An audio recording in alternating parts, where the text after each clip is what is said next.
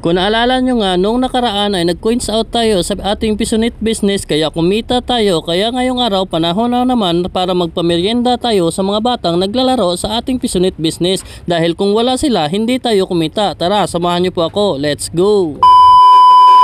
Hi guys, magandang araw po sa inyong lahat. Ako po pala si Jojo, dating empleyado at ngayon dumidiskarte na lang para mabuhay. At for today's video, magpamerienda tayo sa mga batang naglalaro sa ating Pisonit business. At dahil nga magpapamerienda tayo sa mga bata doon sa Pisonit business natin, nagpaluto ako dito ng bihon at bumili na rin ako ng tinapay at naghanda na rin kami ng juice para ipamerienda doon sa mga batang naglalaro sa amin. Ugali ko talagang magpapamerienda tuwing nagko-coins out ako. Pagkatapos ko nga mag-coins out ay tuwang-tuwa ng mga bata dahil meron na silang free time tapos may merienda pa kinaumagahan. Ito lang po ang paraan ko para maibalik sa kanila yung pinaghirapan ng mga bata. Kasi grabe rin ang sakripisyo ng mga bata. Tinitipid nila yung mga baon nila tuwing recess para lang makapaglaro sa Pisonit business natin tuwing hapon. At yun nga, hindi rin kalakihan yung maibabalik natin sa kanila. Pero siguradong mabubusog naman sila kapag kinain nila yung hinanda natin. Ito na nga ang mga bata. Pagkadating ko dito sa Pisonit business ko ay nandito na sila. Ready na sila para magmerienda. Ito talaga ang inaabangan nila. Kaya pinatawag ko na yung iba na hindi pa nakapunta rito para siguradong makapagmerienda lahat. Bahaw naman! At ayun nga, tuwang-tuwa na naman ang mga bata pagkadating ko dito sa Pisonit business ko dahil meron na naman silang merienda. Ito lang po ang makakayanan kong maibigay sa kanila dahil po wala naman tayong sahod dito sa Facebook. Ang pagbablog ko po ay hindi po kumikita. Nag-upload lang po ako ng video para libangan ko lang. Hindi po ako sumasahod dito sa Facebook. Pero kung sakali mang mamonetize tayo sa susunod na mga panahon ay siguradong makapagmerienda rin tayo sa mga bata. Makapag-feeding program tayo pagdating ng panahon dahil meron naman tayong sariling kita. Yung kikitain natin sa Facebook ay itutulong natin sa mga batang nangangailangan. Begoy, ano mahambal mo? Salamat! Okay. Ikaw, ano mahambal mo dyan? Ikaw, gutom. Ikaw din. Salamat! Ikaw to, ano mahambal mo to? Salamat!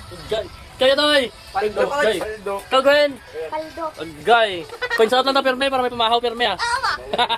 At kung maririnig nyo pala yung lingwahe namin, yan po ang tawag dyan ay Hiligaynon. Hiligaynon po ang tawag sa lingwahe namin kasi nandito kami sa Negros. Iba din po yung Ilonggo dahil ang Ilonggo dun po sa Iloilo. Dito po sa Negros ay Hiligaynon ang tawag sa amin. Ganito pala ang feeling kapag nakapagpasaya ka sa mga bata tapos makikita mong masaya sila sa kinakain nila.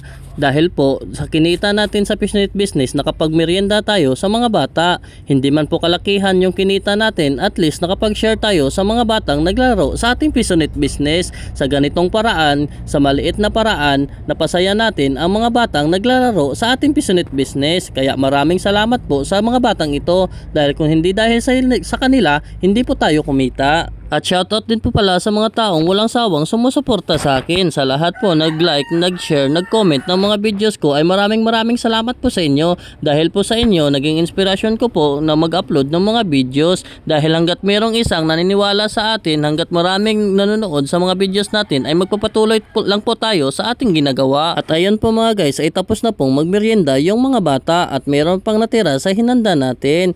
Napag-isipan ko na lang na iniiwan na lang dito sa computer shop dahil baka meron pa mga batang darating, meron silang makakain pagdating nila dito. Bali, ang dinala ko na lang dito pa uwi ay yung mga pinaglagyan namin. Pinaiwan ko lahat ng dinala ko dito para meron namang makakain yung mga nahuli at hindi pa nakapagmerienda. At hanggang dito na lang po ang video natin sa araw na ito. Sana'y nakaabot ka sa part na ito. Maraming salamat po sa iyong panonood, sa pagbigay ng oras mo sa aking video. Sana'y makapag-like, follow at share ka ng aking video at magkapag-comment ka na rin sa ilalim kung saan umabot ang video na ito. I-share nyo na rin po yung video ko para marami pang makapanood. Maraming salamat po sa lahat ng sumusuporta sa akin. Hanggang dito na lang po, hanggang sa susunod. Paalam!